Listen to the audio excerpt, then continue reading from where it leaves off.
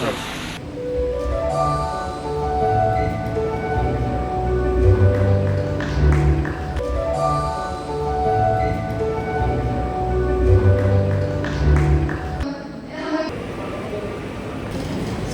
Of love ഈ പരിപാടിയിലേക്ക് വരാൻ സാധിച്ചതിലും എല്ലാവരെയും കാണാൻ സാധിച്ചതിലും വളരെ സന്തോഷമുണ്ട്. സ്നേഹാലയത്തിൽ ഇതിനെക്കുറിച്ച് കേട്ടിട്ടുണ്ടെങ്കിലും നമുക്കിതുവരെ കാണാൻ പറ്റിയില്ല. അപ്പോൾ ഈ പരിപാടിക്ക് വരിക എന്ന് പറയുമ്പോൾ ഈ സംവിധാനങ്ങളൊക്കെ ഒന്ന് നേരിട്ട് കണ്ട് മനസ്സിലാക്കാം എന്നുകൊണ്ട് അപ്പോൾ എല്ലാവരെയും കാണാൻ സാധിച്ചത് വളരെ സന്തോഷമുണ്ട്. ഇവിടെ ഇരിക്കുന്ന ആർക്കും എന്തെങ്കിലും എന്ത് കാര്യം സൂര്യൻ്റെ മുകളിലോ സൂര്യൻ്റെ താഴെയുള്ള എന്തിനെക്കുറിച്ചെങ്കിലും സംസാരിക്കണം, ഒരു ആശയ സംവാദം. ഞങ്ങളിൽ നിന്ന് എന്താണ് സാർ എക്സ്പെക്ട് ചെയ്യുന്നത്? ഞങ്ങൾക്ക് ഒരു അഡ്വൈസ് തരാനൊക്കെ പറഞ്ഞു സാറിൻ്റെ ഭാഗത്ത് എന്തായിരിക്കും? നിങ്ങൾക്ക് തന്നെ വേറെ ആൾക്കൊരു അഡ്വൈസ് കൊടുക്കാനുള്ള വിവരമോ പക്വതയോ സന്തോഷമോ ഇല്ല എന്നുള്ളതാണ് എൻ്റെ യഥാർത്ഥ ഇത്. എന്നാലും ഞാൻ പറയുന്നു, എനിക്ക് ചെറുപ്പത്തിലേറ്റം പറഞ്ഞു ക്ലാസ്സിലെ മാർക്കിനെ കുറിച്ച് ആലോചിച്ചൊക്കെ പറയാറുണ്ടാകും. എല്ലാവരും പറയും എല്ലാ മക്കളും ഈ ഫസ്റ്റാണ്. എൻ്റെ അച്ഛനും എന്നോട് പറഞ്ഞിട്ടില്ല. എന്നോട് പറഞ്ഞാൽ നമ്മൾ കോമ്പറ്റേറ്റീവ് എക്സാം പഠിച്ചാൽ മതി. മനസ്സിലായി? 8ാം ക്ലാസ് 10ാം ക്ലാസ് പ്ലസ് ടു ഒക്കെ ആരോ ഫസ്റ്റ് എത്രയോ A+ ഓനായിരിക്കും പറയാറുണ്ട്. നമുക്ക് MBBS അപ്ലൈ ചെയ്യണമെങ്കിൽ ഒരു മിനിമം മാർക്ക് വേണം. ആ മാർക്ക് മേടിച്ചു വേണം പ്ലസ് ടു. ബിടെക്കിന് ഇത്ര, അല്ലെങ്കിൽ IAS അപ്ലൈ ചെയ്യണമെങ്കിൽ നമ്മൾ നോക്കേണ്ടത് സ്കോളർഷിപ്പ്, നമ്മൾ നോക്കേണ്ടത് PSC, നമ്മൾ നോക്കേണ്ടത് UPSC, നമ്മൾ നോക്കേണ്ടത് IAS. മെയിൻ ഒരു കോമ്പറ്റേറ്റീവ് എക്സാമിൽ നമ്മൾ എങ്ങനെ ഇത് മാത്രം നോക്കിയാണ്. അതോടൊപ്പം ഞാൻ നിങ്ങൾ പറയുന്നു, നിങ്ങൾ മോശമായി പഠിക്കണമെന്നല്ല, ഒരു ജോബ് എന്ന് പറയുന്നത് പലപ്പോഴും PSC അതേപോലെ UPSC കോച്ചിങ് ഇതിനിടയിലൂടെ നടത്തുന്നത് നന്നായിരിക്കും. അല്ലാതെ നമ്മൾ പഠിക്കുന്ന ഭൂരിഭാഗം കാര്യങ്ങളും അതേപോലെ എവിടെയും ചോദിക്കില്ല. അപ്പം അത് ശരിയല്ലേ? ഇപ്പോൾ ചൈനീസ് റവല്യൂഷനായി, റഷ്യൻ റവല്യൂഷനായി, അക്ബറിൻ്റെ ഭരണപരിഷ്കാരം വന്നു, അല്ലെങ്കിൽ A+T ഓസ്കർ ഒന്നും ഇങ്ങോട്ട് ജീവിതത്തിൽ എവിടെയും ചോദിക്കാൻ പോകുന്നില്ല.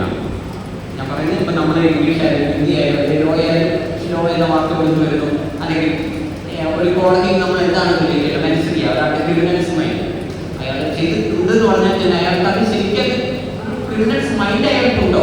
മനസ്സിലാണ് നിങ്ങൾ ശരിക്കും പ്രൂവ് ചെയ്യേണ്ടത്. ഇതെല്ലാം നമുക്ക് എന്താണ് ഫാമിലി എന്ന് പറഞ്ഞാൽ എന്താണ്, ഇങ്ങനെയൊക്കെ പറഞ്ഞിട്ട് അതിന് ഒരു കൃത്യമായ ഡെഫിനിഷനുണ്ട്.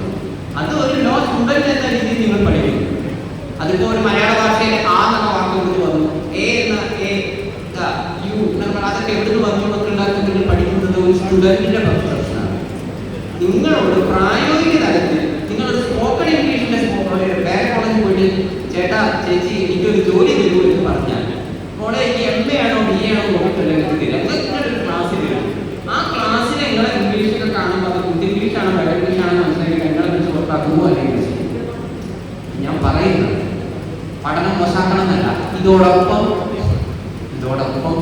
കോമ്പറ്റേറ്റീവ് എക്സാമിനെ കുറിച്ചാണ് നിങ്ങൾ ചിന്തിക്കുന്നത്. എനിക്ക് തോന്നുന്നു എനിക്കൊരു 8ാം ക്ലാസ് 9ാം ക്ലാസ് പഠിക്കുമ്പോൾ അച്ഛൻ UPSC PSC ഇതിനൊക്കെ തരാറുണ്ട്. പിന്നെ എന്നോട് പറയുന്നത് ഈ IAS പോലത്തെ എക്സാമൊക്കെ വരുമ്പോൾ ഗ്രൂപ്പ് ഡിസ്കഷൻ നമുക്കറിയാം, അറിയില്ല. എന്നോട് പറഞ്ഞ ഈ ഗ്രൂപ്പ് ഡിസ്കഷനിലൊക്കെ നമുക്ക് ചിലപ്പോൾ വിവരം ഉണ്ടെങ്കിൽ ഒരാളെ മുന്നിൽ പറയാനുള്ള സ്മാർട്ട്നെസ് കിട്ടണം. അതുകൊണ്ട് പരിപാടികളുടെ മാക്സിമം പങ്കെടുക്കണം. ഇപ്പോഴും പബ്ലിക്കിൽ ഇങ്ങനെ കണ്ട് സംസാരിച്ചൊക്കെ പരിചയം വേണം. മാക്സിമം ടെക്നോളജി ഉണ്ടാക്കുക. പിന്നെ ഒരു വിഷയം മാത്രമാകരുത്. കാരണം IASലെല്ലാം വരുമ്പോൾ നമ്മൾ ലോ പഠിച്ചു, മെഡിക്കൽ പഠിച്ചു അതുകൊണ്ട് പോലെ 2 സബ്ജക്റ്റ് വേണം. അപ്പോൾ ഒരു സബ്ജക്റ്റ് കൂടെ എടുക്കാൻ പറ്റും. അതുകൊണ്ട് അതൊന്ന് ജോഗ്രഫിയൊക്കെ പോലെ എടുക്കാൻ പാടില്ല. ഞാൻ ജോഗ്രഫി എടുത്തില്ല, സൈക്കോളജി ഞാൻ കുറച്ചുകൂടെ എടുത്തു. അതുകൊണ്ട് ഞാൻ പറയുന്നു, വിദ്യാഭ്യാസം പറഞ്ഞാൽ നിങ്ങൾക്ക് ആ ബേസിക് ഇത് മതി. നിങ്ങൾ നല്ലൊരു വക്കീലാണെങ്കിൽ അത് നിങ്ങളുടെ കഴിവും അത് വേറെ തന്നെ ഒരു കാര്യമാണ് അല്ലേ? നിങ്ങളൊരു സൈക്കോളജിസ്റ്റ് ആണ്, നിങ്ങളുടെ രോഗി വരുമ്പോൾ ഫ്രോയിഡിന്റെ നല്ല തിയറി പറഞ്ഞൊരു കാര്യമില്ലല്ലോ. ചെറിയ കുട്ടികൾക്ക് വരെ ഇങ്ങനെ ഉണ്ടാവും അങ്ങനെ ഉണ്ടാവും എന്നൊക്കെ പറഞ്ഞാൽ അതല്ല കാര്യത്തിൽ വേണ്ടത്. നിങ്ങളെ മുന്നിൽ വരുന്ന ആളെന്താണ്? നിങ്ങൾ സൈക്കോളജിസ്റ്റ് നിങ്ങളുടെ മുന്നിൽ വരുന്ന ആളെന്താണ്? ഭാര്യ കഴിച്ചാൽ എൻ്റെ ഭർത്താവിന് ഒരു സംശയരോഗമാണ്, അത് മാറ്റി പറയുമ്പോൾ ഫ്രോയിഡിന്റെ നല്ല തിയറി പറഞ്ഞൊരു കാര്യമല്ലോ. അവിടെ നിങ്ങൾക്ക് പ്രായോഗിക ജ്ഞാനം എക്സ്പീരിയൻസ് എന്ന സാധനം വേണം. അല്ലെങ്കിൽ ഒരാൾ പറയുന്നത് സാർ എൻ്റെ ഭർത്താവ് നിന്ന് വെള്ളമാണ്, അയാൾ ആ വെള്ളയിൽ നിന്ന് മാറ്റി വരുമ്പോൾ നിങ്ങൾക്ക് അവിടെ തിയറി പറഞ്ഞിട്ട് കാര്യമല്ലോ, അവിടെ പ്രാക്ടിക്കൽ കാര്യമില്ല. അല്ലെങ്കിൽ നിങ്ങളൊരു കമ്പ്യൂട്ടർ പ്രോഗ്രാമിംഗ് ചെയ്യുകയാണെങ്കിൽ നിങ്ങൾ പഠിച്ച സാധനം വേറെ കാര്യങ്ങൾ വേണം. നാളെ സിനിമ തന്നെ നിങ്ങൾ പുറത്തുനിന്ന് പഠിച്ചാലും പ്രായോഗിക തലത്തിൽ സിനിമ ചെയ്യുമ്പോൾ ഇതെല്ലാം നിങ്ങൾ അനുഭവിക്കുന്ന പ്രശ്നം. അപ്പോൾ പ്രാക്ടിക്കൽ പഠിക്കണം. ഇതിൽ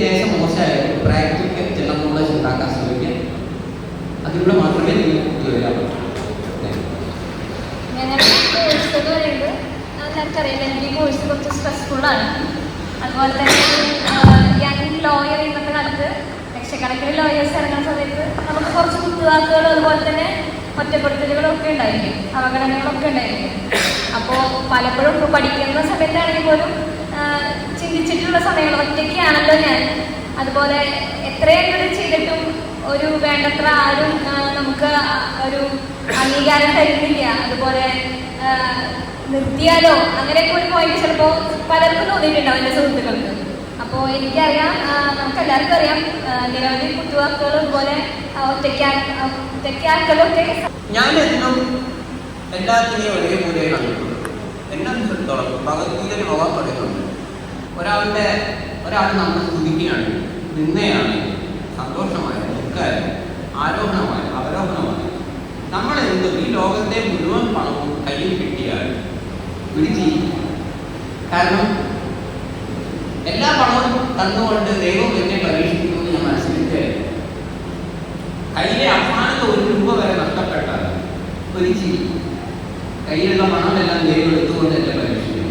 കാരണം എൻ്റെ ഓർമ്മ ശരിയാണെങ്കിൽ, ഞാൻ മനസ്സിലാക്കി ശരിയാണെങ്കിൽ, അമ്മയുടെ വയറ്റിൽ ഇറങ്ങി വരുമ്പോൾ സന്തോഷപ്പെട്ടിട്ട് പൈസയായിട്ടല്ല എന്തെങ്കിലും തട്ടിപ്പോവാണെങ്കിൽ പൈസയായിട്ടല്ല ഞാൻ മനസ്സിലാക്കി.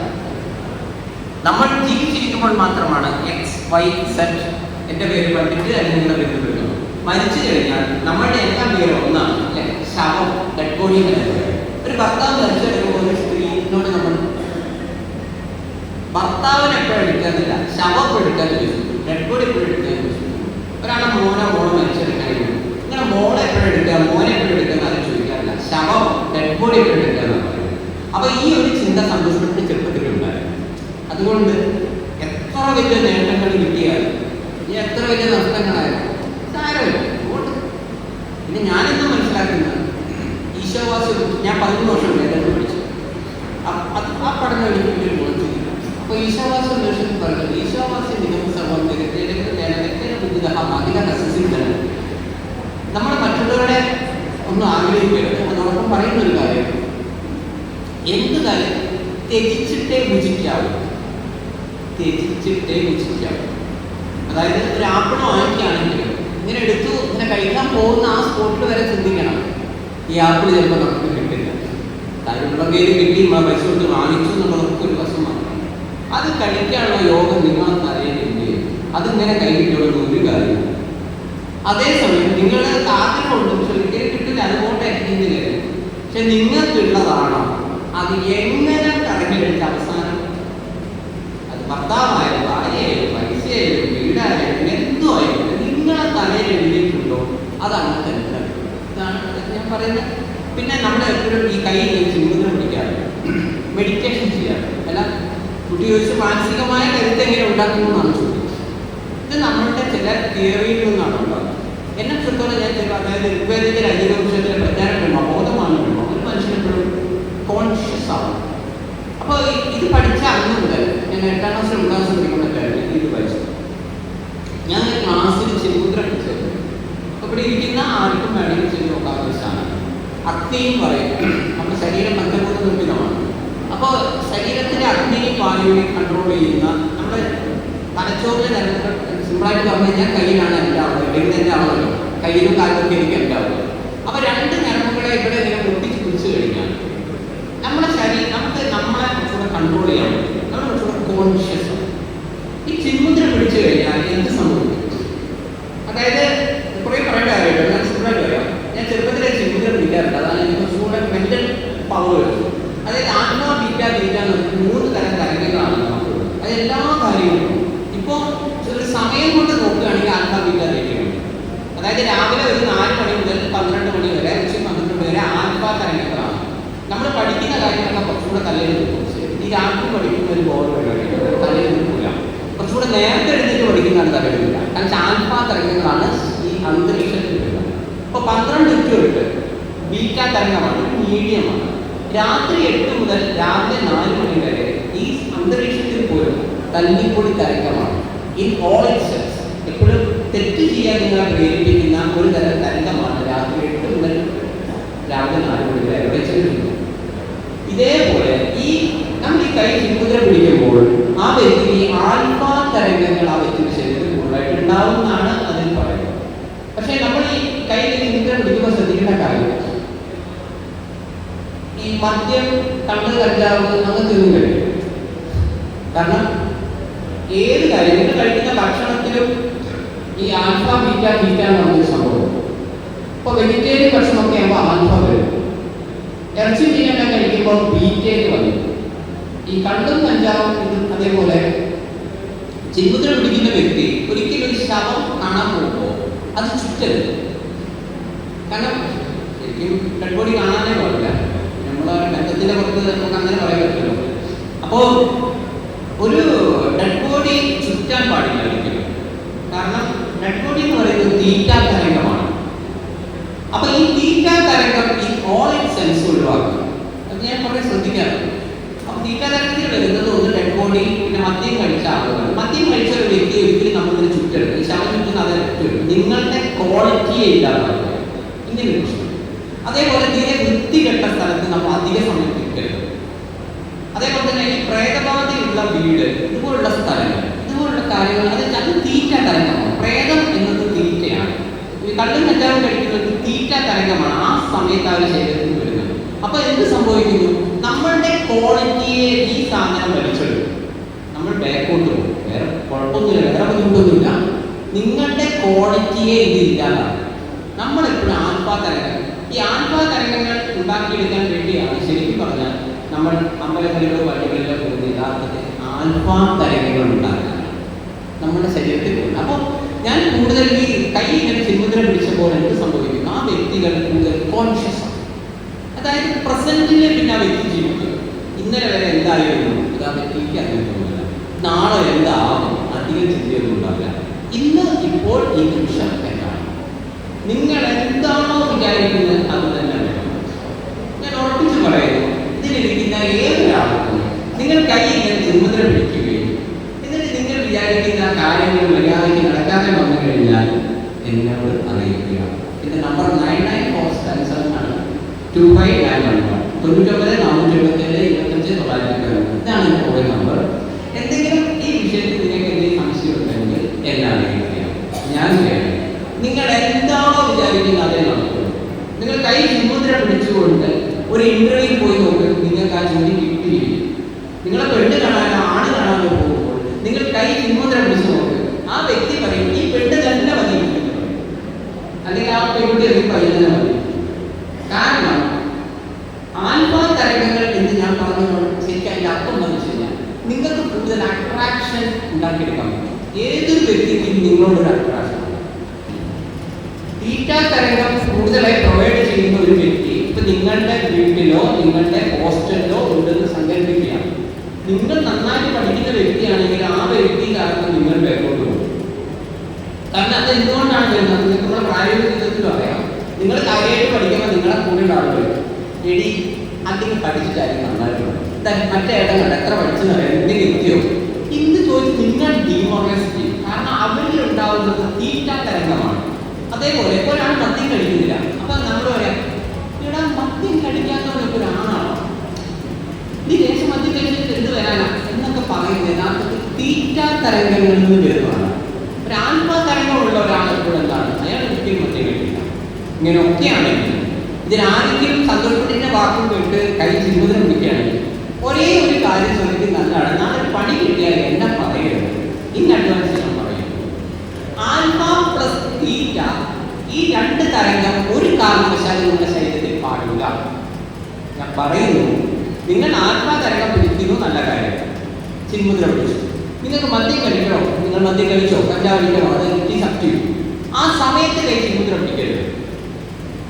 കൈ ചിന്മുദ്ര പിടിക്കുകയും മദ്യം കഴിക്കുകയും ചെയ്താൽ തലച്ചോറിനെ ബാധിക്കാൻ സാധ്യത. നമ്മളിലേക്ക് പറഞ്ഞിട്ടാണ് എനിക്കറിയില്ല, ആ പിടിക്കുമ്പോൾ വലിയ പിടിച്ചുകൂടാ. കൈ ചിന്മുദ്ര പിടിച്ചുകൊണ്ട് ഡെഡ് ബോഡി കാണുന്നവർ ശ്രദ്ധിക്കുക, ഈ മുറ്റിലെ കൈ ചിന്മുദ്രമാണ്.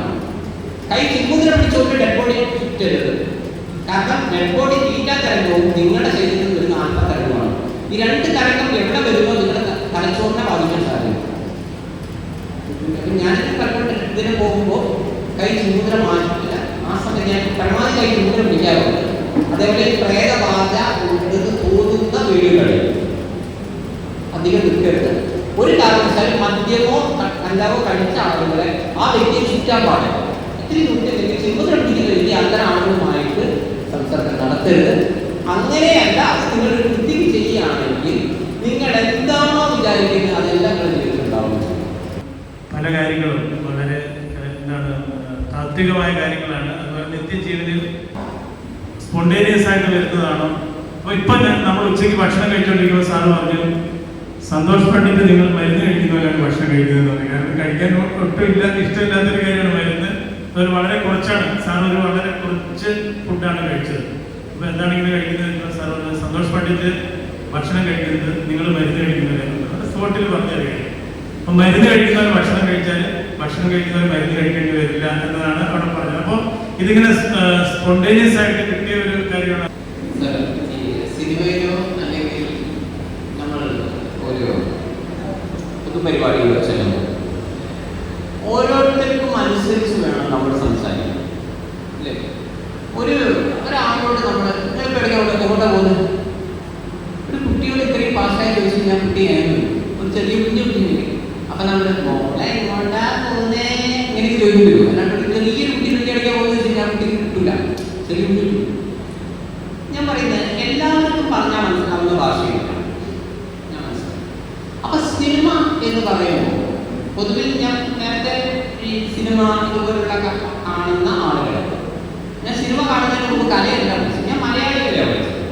ഇവരെ ഈ നോളജ് സെൻസ് പഠിച്ചു. ഇവരിലെ വർഗീയത എന്താണ്, ഇവരുടെ ജാതീയമായി എന്താണ്, ഇവർ മതപരമായി എന്താണ്, ഇവർ രാഷ്ട്രീയമായിട്ട് എന്താണ്, ഇതാണ് ഞാൻ പഠിച്ചത്. ഇവരെ ആളുകൾക്ക് എങ്ങനെയാണ് പറ്റിക്കാനുള്ളത്, ഇവർ എത്രമാത്രം ഇത് നോക്കിയാലേ അതിന് ഫിനാൻഷ്യൽ കമ്പനി, തനിയുടെ ഫിനാൻഷ്യൽ കമ്പനി ഏറ്റവും കൂടുതൽ ആളുകളെ പറ്റിക്കും പൈസ എടുക്കുവാൻ്റെ ഇത് മലയാളികളെ. അപ്പൊ ഓരോ രീതിയിലും ഞാൻ ഈ മലയാളികളെ കൃത്യമായി പഠിച്ചിട്ടാണ്. അതുപോലെ ഒരു സിനിമ ഇതുപോലുള്ള കാര്യങ്ങൾ ചെയ്യും. അവിടെ ജനങ്ങളുടെ ലെവലിൽ നിന്നുകൊണ്ട് വേണം ഒരു കാര്യം, അല്ലാണ്ട് നമ്മളാവുകയും ജനങ്ങളാവുകയും ചെയ്തു കഴിഞ്ഞാൽ അത് ബുദ്ധിമുട്ടാണ്. ടേക്ക് എൻ എക്സാമ്പിൾ, എന്താ പറയുക, നിങ്ങൾക്കൊരു തവളനെ കൊല്ലണമെങ്കിൽ നല്ല ചൂടുവെടുത്ത് തവളനെ ഇട്ടാൽ തവള ഓടി രക്ഷ.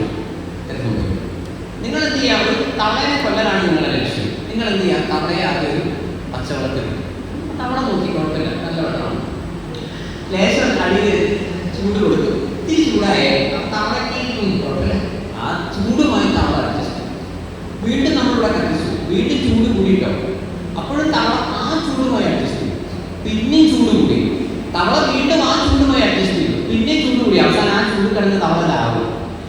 ഒരാളെ നിങ്ങൾക്ക് മാറ്റണമെങ്കിൽ ആ വ്യക്തി അറിയാതെ മാറ്റണം, അവിടെയാണ് നിങ്ങളുടെ വേണം. അല്ലാതെ ആ വ്യക്തി അറിഞ്ഞു ഞാൻ നിന്നെ മാറ്റാൻ പോകട്ടോ എന്ന് പറഞ്ഞാൽ ആ വ്യക്തി കഴിച്ചു പിടിച്ചു. നിങ്ങൾക്ക് ഒരാളെ ഉറക്കണമെങ്കിൽ ഈ സമയത്ത് വേണമെങ്കിൽ നിങ്ങൾക്ക് ഒരാളെ ഉറക്കാം, നോട്ടീസ്. പക്ഷെ ആ വ്യക്തിയോട് പോയിട്ട് വാശി പറയും, നിന്നെ ഞാൻ ഉറക്കിയിരിക്കും എന്ന് പറഞ്ഞാൽ നിങ്ങൾ തലകുത്തി പറഞ്ഞാൽ വ്യക്തി കൊടുക്കുക. അതേപോലെയാണ് മോനെ ഞാനൊരു ശ്രമം നടത്തട്ടെ എന്ന് പറഞ്ഞ് നിങ്ങൾ ലൈറ്റിംഗ് അതിനനുസരിച്ച് അഡ്ജസ്റ്റ് ചെയ്തു. ആ വ്യക്തിയുടെ കണ്ണിന് കുറേ തിയറീസ് അപ്ലൈ ചെയ്ത് കഴിഞ്ഞാൽ ആ വ്യക്തി ഏത് മനുഷ്യരെയും ലോകം ഓർക്കാൻ പറ്റും. ഇതേപോലെ ഏതൊരു വ്യക്തിക്കും കള്ളോ കഞ്ചാവിന്റെ അടിമയായ വ്യക്തിയെ നിങ്ങൾക്ക് അതിന് മാറ്റാം. പക്ഷെ ആ വ്യക്തിയോട് വാശി പിടിക്കരുത്. ഇതേപോലെ സിനിമയെ കാണാൻ ഞാൻ പറയുന്നത് അവർക്ക് ജനങ്ങൾക്ക് എന്റർടൈൻമെന്റ് എന്ന് തോന്നുന്ന കുറേ കാര്യങ്ങൾ. അപ്പൊ ആ രീതിയിൽ നിന്ന് വേണം അവരോട് പെരുമാറാൻ.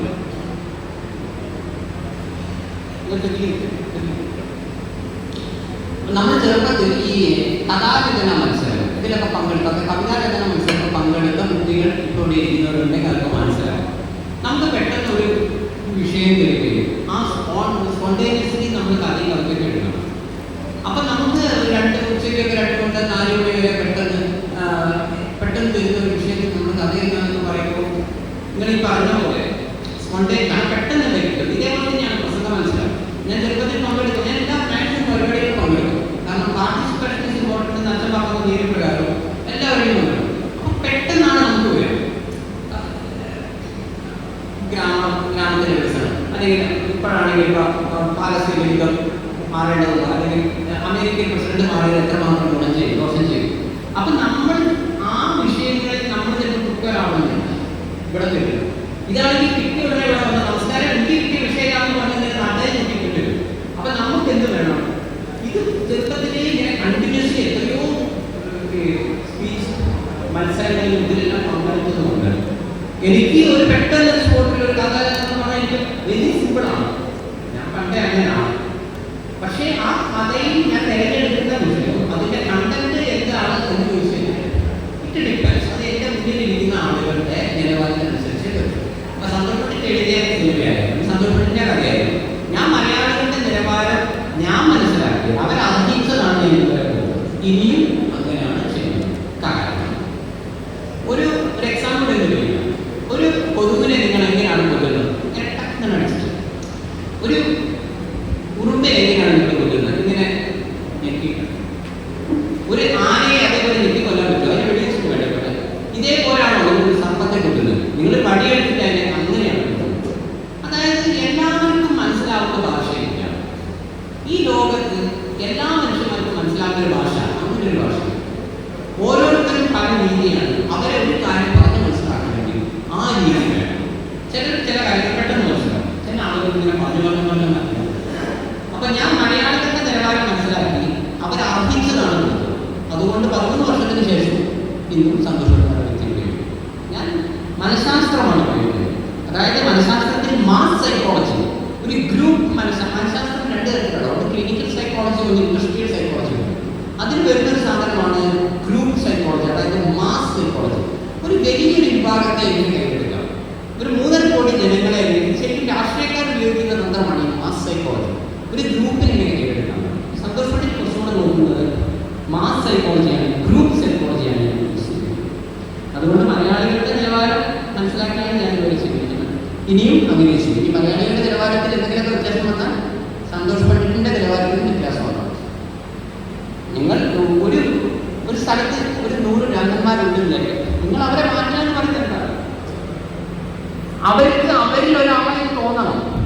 വളരെ കൂടുതൽ ആളുകളുടെ അടുത്ത് ചെന്നാൽ നിങ്ങൾ ആ ലെവലിലേക്ക് തന്നെ നിങ്ങൾ മാറണം. എല്ലാവരും ഇംഗ്ലീഷ് പറയുന്നവരാണെങ്കിൽ അവിടെ നിങ്ങൾക്ക് റെസ്പെക്ട് കിട്ടണമെങ്കിൽ നിങ്ങളും ഇംഗ്ലീഷ് പറയുന്ന കൃത്യമായിട്ട് തോന്നണം. അങ്ങനെയുള്ളൂ.